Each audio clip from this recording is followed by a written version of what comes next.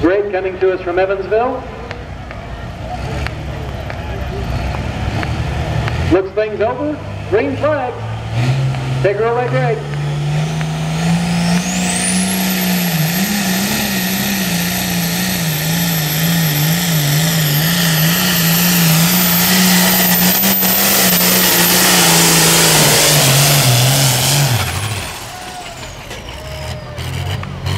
Oh, not a bad pull for Greg. He goes 3:22.28, and that puts him in second place. Second place by about a foot. 3:22.28, and that will leave him in second place by about a foot. Kent Schrader still in first place at 3:23.5.